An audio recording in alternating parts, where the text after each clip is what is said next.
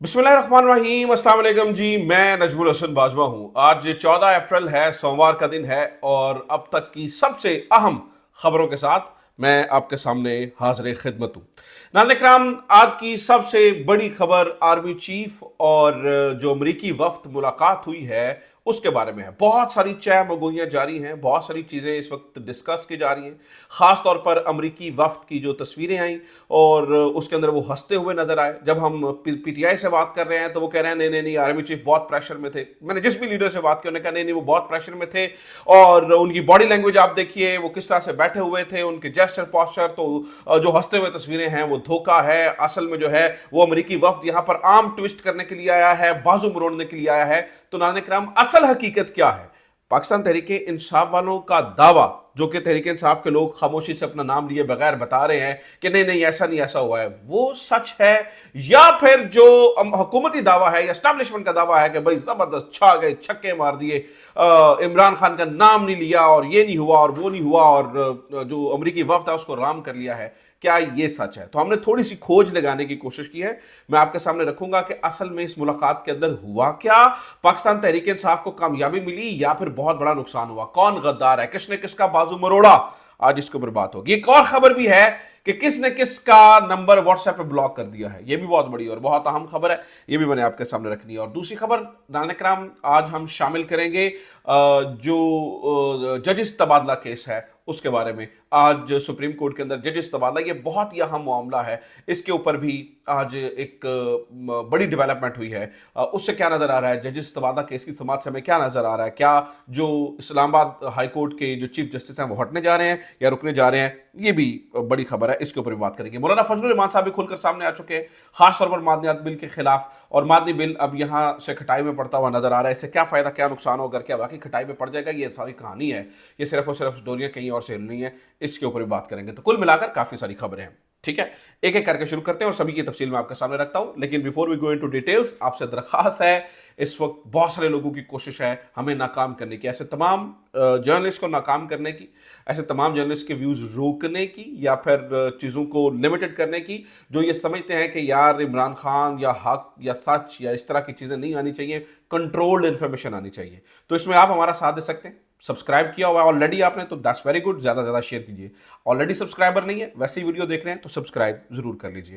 नाज़रीन किराम, मुद्दे पे आते हैं। आर्मी चीफ और मुलाकात अमरीकी वफ्द की। देखिए, अमरीकी वफ्द और आर्मी चीफ की मुलाकात से पहले बड़ा अलग सा माहौल बना हुआ था। Jack Bergman free Imran Khan के ट्वीट कर रहे थे।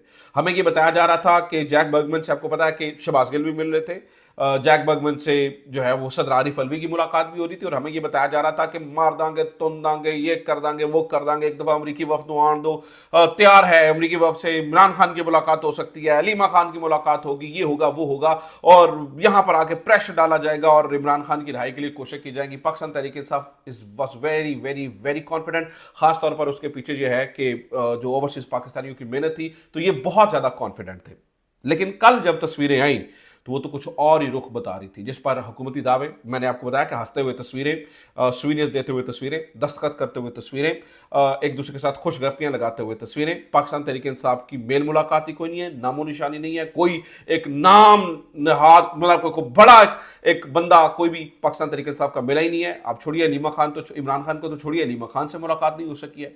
तो फिर नाज़रीन किराम माथा ठनका रात को कि यार ऐ की हो रहा है। तो फिर मैंने कोशिश की कि पाकिस्तान तहरीक इंसाफ के कुछ लोगों से बातचीत कर सकूं। तो मैंने उनसे पूछा, तो मैंने कहा यार ये क्या हुआ है, आपकी तो ये सारी चीजें जो है वो नाकाम हो गई हैं, आपने तो टठेकू में डाल दिए हैं, अगले तो वो तो गेम कर गए हैं, वो तो चीजें हो गई हैं। तो वो मुझे बार बार एक ही बात बताई जा रहे थे। यानी कि मैं हैरान हूं, तहरीक इंसाफ के जितने लोगों से मेरी बात हुई, शायद इन्होंने मिथी हुई थी बात आपस में, एक ही बात बार बार। और नहीं, ये देखिए बड़ा प्रेशर था आर्मी चीफ के ऊपर, आप देखिए कभी वो यूं झुक के बैठे हुए थे, कभी ये हुआ हुआ था, कभी वो हुआ था, ये नहीं हुआ वो नहीं हुआ। नाज़रीन किराम, मैं आपके सामने असल हकीकत रखता हूं। ये सारी कहानियां, इस तरफ वाली भी और इस तरफ वाली भी, ये सारी कहानियां।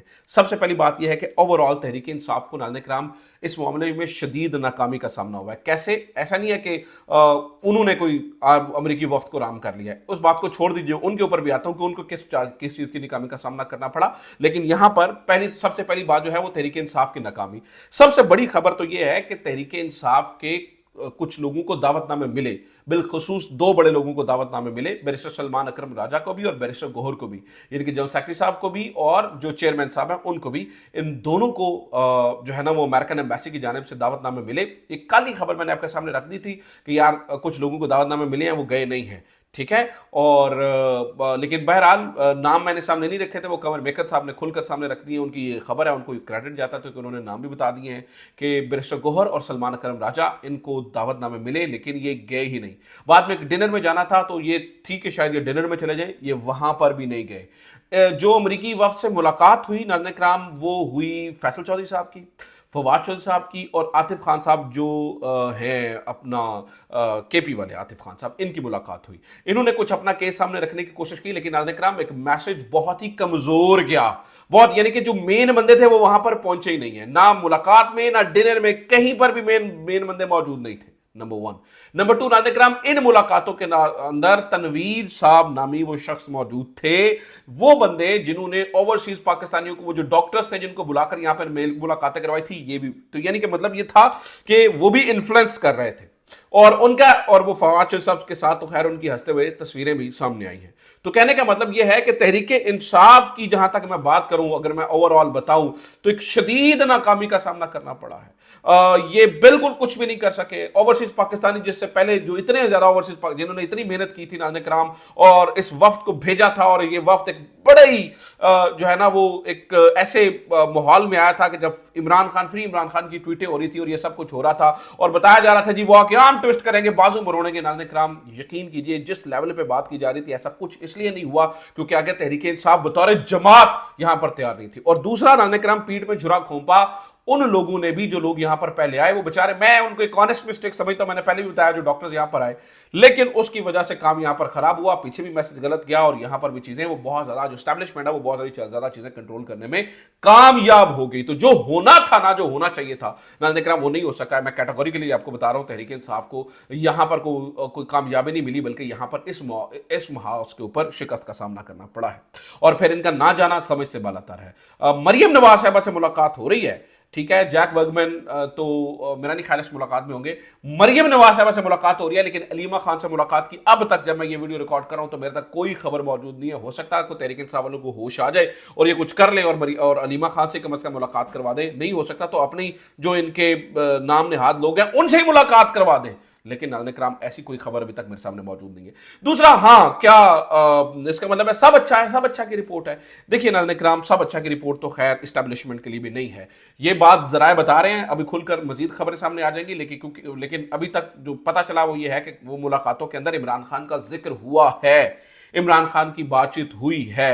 जो ये तहरीक इंसाफ के लोग दावा कर रहे हैं आर्मी चीफ की बॉडी लैंग्वेज का, उनकी परेशानी का, शायद ये कुछ थोड़ी बहुत उस वजह से है, लेकिन नाज़रीन कराम ओवरऑल एस्टैब्लिशमेंट को इस पूरे मामले में कामयाबी मिली है। क्योंकि देखिए, ना किसी प्रेशर में, ना किसी ऑफिशियल स्टेटमेंट में, किसी भी जगह पर इमरान खान का नाम नहीं आया है।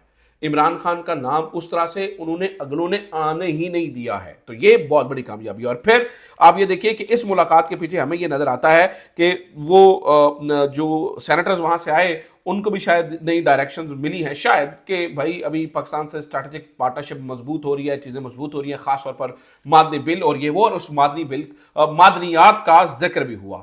मैंने आपको बताया कि देखिए अमेरिका की पॉलिसी अचानक से तब्दील हुई है मादनियात को लेकर, और इसके ऊपर इंडिपेंडेंट भी छाप छुपा है कि यूक्रेन के बाद जो है वो उनकी नजरें जो है वो पाकिस्तान की मादनियात के ऊपर भी है। तो इस बारे में मैं आपको पहले ही बता चुका हूं कि अमेरिका की खास तौर पर दिलचस्पी मादनियात में क्यों है। बहरहाल अमेरिका से भी इस मामले में नाज़रीन कराम तनकीद जो है वो सामना करना पड़ रहा है, खास तौर पर रेयान ग्रिम जो कि ड्रॉप साइट के एडिटर भी हैं और रिपोर्टर भी हैं। उन्होंने लिखा, जी तुलसी की असद से मुलाकात को 10 साल पुराना स्कैंडल बना दिया गया, लेकिन 3 अमेरिकी कांग्रेसमैन पाकिस्तान के जो फौजी आमिर से मुस्कुराते हुए मिलते हुए नजर आ रहे हैं। जिसने इलेक्शन में धांधली की है, एहतजाज को ताकत के जोर से कुचला और दर्जनों निहत्थे लोगों को कत्ल किया, और इस तरह की बातें उन्होंने लिखी इस मुलाकात के बारे में। तो अमेरिका से भी इस चीज का जो है वो क्रिटिसिज्म आ रहा है। लेकिन इन नटशेल में आपको बताऊं तो नाज़रीन किराम, वो कुछ नहीं हो पाया है जो कि हम सब कुछ इस वक्त तस्वुर कर रहे थे, और मुझे लगता है कि उसके अंदर पार्टी की अपनी बेवकूफियां शामिल है। इसी वजह से शायद अलीमा खान साहबा ने आज बयान दिया है, उन्होंने कहा जी हमें उनसे कोई उम्मीद नहीं है, हम जो है वो अपने भाई के लिए अकेले ही काफी हैं। नाज़रीन इकराम, नजर आता यह है कि पार्टी का ताल्लुक बीच में से खत्म होता चला जा रहा है। अवाम और इमरान खान ये एक ताल्लुक बनता नजर, और यही आपस में है। और इसी वजह से नाज़रीन इकराम, मैं आपको बताऊं कि जो खास तौर पर जुनेद अकबर साहब हैं, पिछले कुछ दिनों से आप देखिए तो उनके कॉन्फिडेंस में इजाफा होता हुआ इसलिए नजर आ रहा है क्योंकि उन्हें नजर आ रहा है कि अवाम बाहर निकलना चाहती है। आज भी दीरबाला के अंदर हमने ये देखा कि लोग जो है वो हजारों की तादाद में उमड़ आए हैं। तो अवाम तो इमरान खान के साथ है, सवाल यह है कि क्या पार्टी इमरान खान के साथ है। और फिर असल मैंने व्हाट्सएप के ऊपर ब्लॉग वाली कहानी आपको बताई थी, ये भी कहानी सुन लीजिए नाज़रीन इकराम। आपस में इनकी इतनी लड़ाइयां हैं, इतने मामलात खराब हैं कि बैरिस्टर सलमान अकरम राजा साहब ने बैरिस्टर गौहर साहब का नंबर व्हाट्सएप के ऊपर ब्लॉक कर रखा है, उनको ब्लॉक कर रखा है। ये भी कमर मेकन साहब की खबर है, बड़ा शानदार रिपोर्टर है आप, और इन्होंने चैनल भी बनाया है, जाइए इनका जरूर चैनल भी जरूर सब्सक्राइब कीजिए। तो इन्होंने इसको व्हाट्सएप के ऊपर ब्लॉक कर रखा है। दिस इज समथिंग स्ट्रेंज, क्योंकि बैरिस्टर सलमान अकरम राजा साहब समझते हैं कि देखिए ये कानून के मुताबिक नहीं चलते। बैरिस्टर सलमान अकरम राजा साहब एंटी एस्टैब्लिशमेंट नजर आते हैं, बैरिस्टर गौहर साहब जो है वो प्रो एस्टैब्लिशमेंट नजर आ रहे हैं, वो बातचीत के हामी है। ये जो है वो सलमान अकरम राजा साहब समझते हैं कि भाई बातचीत से आगे क्या निकला है जो अब निकलेगा। तो ये इस वक्त सूरत हाल है। दूसरी तरफ हम देखते हैं कि निजाम मुकम्मल के ऊपर एस्टैब्लिशमेंट हावी होती नजर आ रही है। आज नाज़रीन इकराम, सुप्रीम कोर्ट के अंदर एक इंतहाई अहम तरीन केस, वो जो यहां पर जजेस की ट्रांसफर हुई थी, वो केस लगा हुआ था।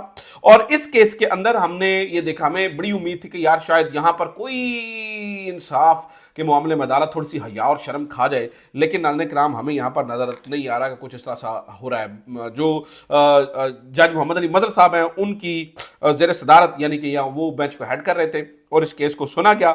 इस केस के अंदर नाज़रीन इकराम, ओवरऑल इंप्रेशन मुझे यही नजर आ रहा है, जिस तरह से जस्टिस मोहम्मद अली मदर साहब रिमार्क्स दे रहे हैं, वो ये कह रहे हैं कि भाई ठीक है, ये बताइए कि यहाँ आइन में तो कहीं नहीं लिखा कि एक जज को आप दूसरी जगह पर आर्जी तौर पर ट्रांसफर करते हैं। वो कहते हैं जी जज का राजी होना जरूरी है, दोनों चीफ जस्टिस साहिबान का राजी होना जरूरी है। तो ये तो सही नजर आता है। फिर बात हुई जनाब के सीनियरिटी असूल की, तो उन्होंने कहा कि सीनियरिटी असूल को देखें, अगर दोबारा हल्फ लिया भी जाए और पुरानी सीनियरिटी को वहां से गिना जाए तो उसकी पुरानी सारी सर्विस तो सिफर हो जाती है। तो मोहम्मद अली मदर साहब के रिमार्क से ये नजर आ रहा है कि वो जो कुछ हुआ वो बिल्कुल ठीक हुआ, ऐसे ही होना चाहिए था और इसी तरह से चीफ जस्टिस बन जाना चाहिए था, और वो एक नए रास्ते को खोलते हुए नजर आ रहे हैं। नया नजरिया जरूरत नाज़रीन इकराम कायम होता हुआ नजर आ रहा है, और नई इस तरह की चीजें जो है ना वो जहतें हमें होती हुई नजर आ रही है। मैं आपको ये बता दूं कि इस सिलसिले में अब्बास नासिर साहब ने डॉन के ऊपर एक कॉलम लिखा है, उसके अंदर वो बताते हैं कि देखिए रियासत इस टाइम किसी भी इस मूड में नहीं है। वो कहते हैं कि चाहे वो बलूचियों से बात करिए, किसी भी बात करिए, क्योंकि वो नजर ये आ रहा है कि अमेरिका के इंटरेस्ट जो है ना वो उसकी वजह से जो मादनियात हैं उनसे एक बहुत बड़ा मुनाफा नजर आ रहा है,